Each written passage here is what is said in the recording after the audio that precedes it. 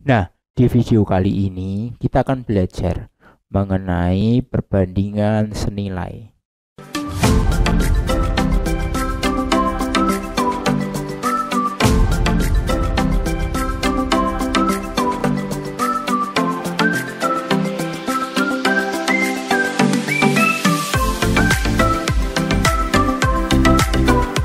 Jangan lupa like, subscribe, dan aktifkan loncengnya.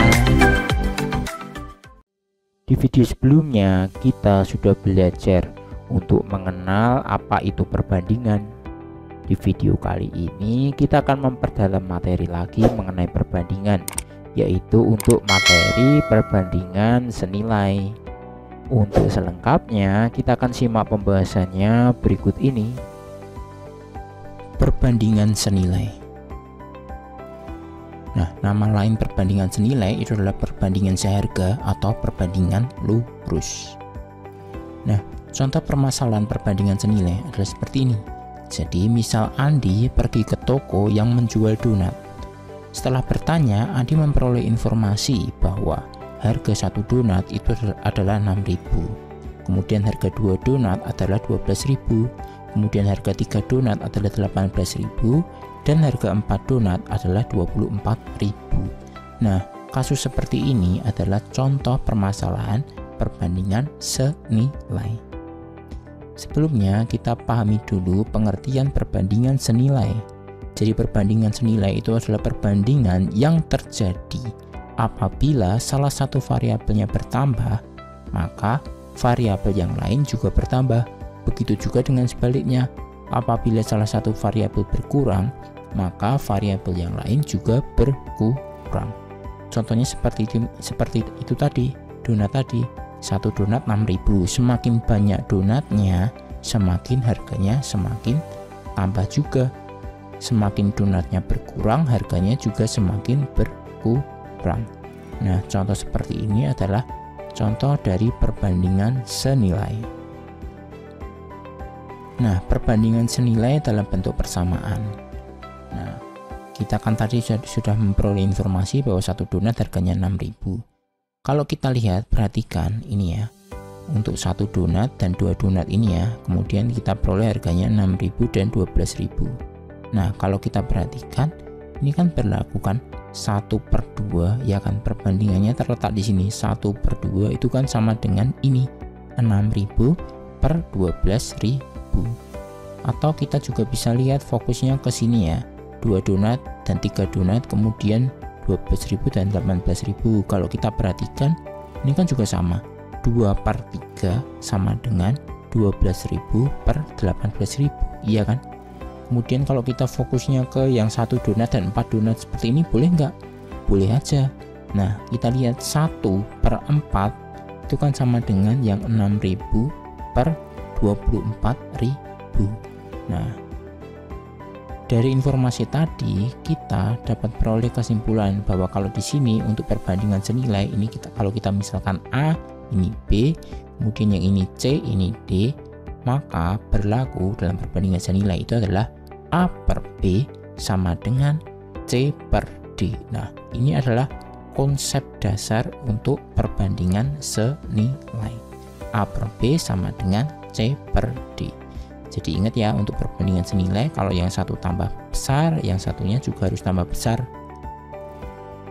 Nah, yang kalau satunya berkurang, maka variabel yang kedua juga berkurang.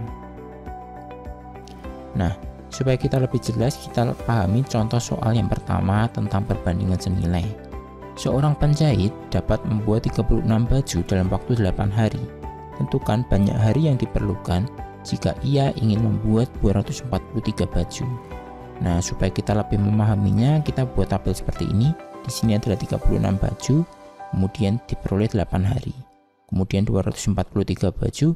Nah, kita cari berapa hari. Nah, kita misalkan dulu, misal di sini A gitu ya. Kita misalkan aja, boleh bebas hurufnya. Jadi kita misalkan A di sini ya. Maka dalam perbandingan senilai berlaku bahwa 36 per 243 tadi kan berlaku 8 per A. Nah, konsep dasar perbandingan senilai ini seperti ini. Jadi 36 per 243 Kemudian yang sebelah kanannya 8 per A. A-nya ini adalah sebuah angka, tapi kita belum tahu, kita cari A-nya berapa. Nah, supaya kita lebih mudah, kita sederhanakan dulu ya 36 dan 243 ini ya. Sehingga diperoleh 4 per 27. Jadi dibagi 9 ya, atas bagi 9, karena yang bawah juga bagi 9. Jadi 4 per 27, kemudian sama dengan 8 per A. Kemudian masih ingat ya teknik perkalian silang, jadi A dikalikan 4 ke sini, kemudian 27 dikalikan 8 ke sini. Jadi diperoleh seperti ini, 4 kali A sama dengan 27 dikali 8, sehingga 4A sama dengan 27 kali 8 itu adalah 216. Baru kita kiri bagi 4, kanan bagi 4, diperoleh A-nya adalah 54 hari. 216 bagi 4 itu 54.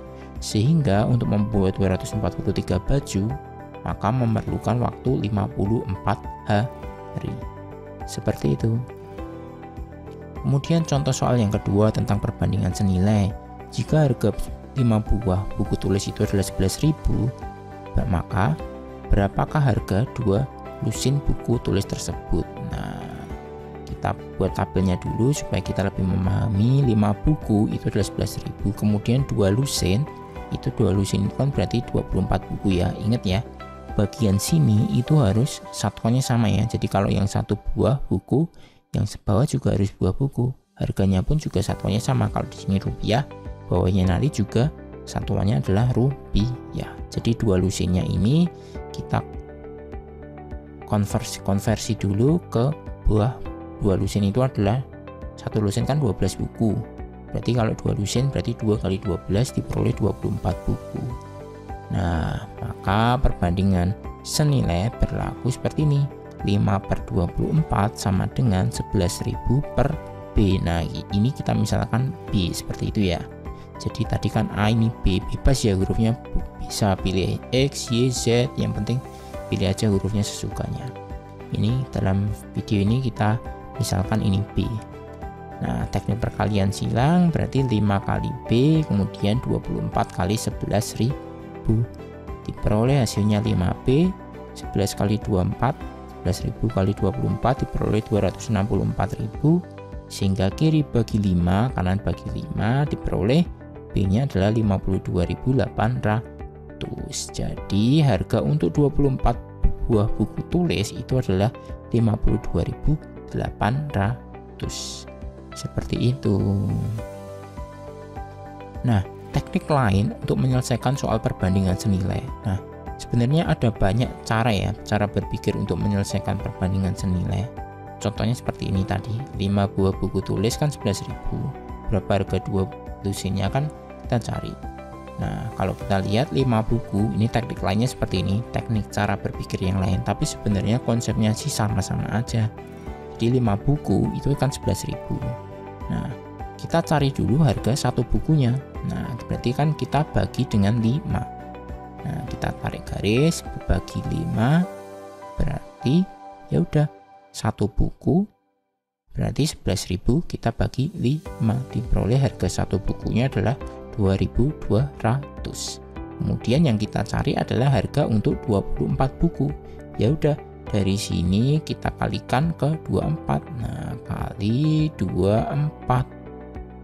Nah, yang di sini kali 24 berarti diperoleh harganya kali 24 adalah 22.200, maksudnya dikali 24 diperoleh hasilnya adalah 52.800. Nah, teknik pakai logika seperti ini juga boleh aja.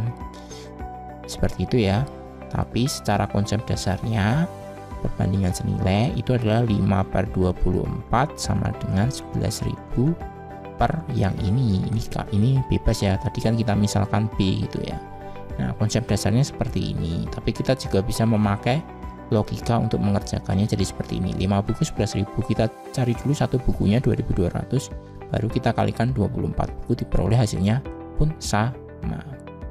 Nah, untuk contoh yang pertama tadi, kalau kita pakai logika, bisa nggak? Tentu saja tetap bisa ya.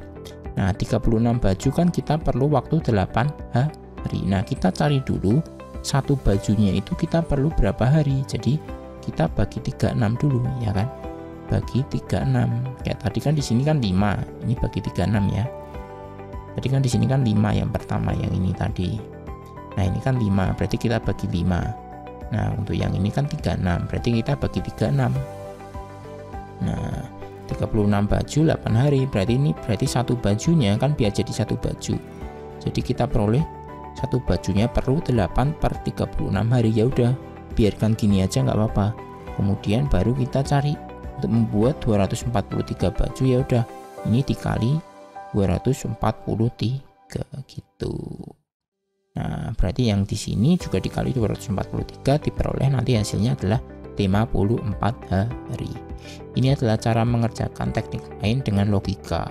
Tapi untuk aku merekomendasikan kita pakai cara yang konsep dasarnya tadi ya. Jadi 36 per 243 sama dengan 8 per A. Jadi ini dimisalkan A. Nah, seperti ini. Konsep dasarnya ini ya. Aku lebih merekomendasikan untuk memakai cara yang ini. Tapi kalau mau pakai cara logika seperti ini juga boleh-boleh aja. Nah, tapi kita harus tetap paham konsep dasar dari perbandingan senilai, yaitu yang atas per bawah sama dengan atas per bawah. Seperti itu. Nah, oke, terima kasih. Nah, jadi seperti itu pembahasan di video kali ini. Untuk materi selanjutnya kita akan simak di video berikutnya.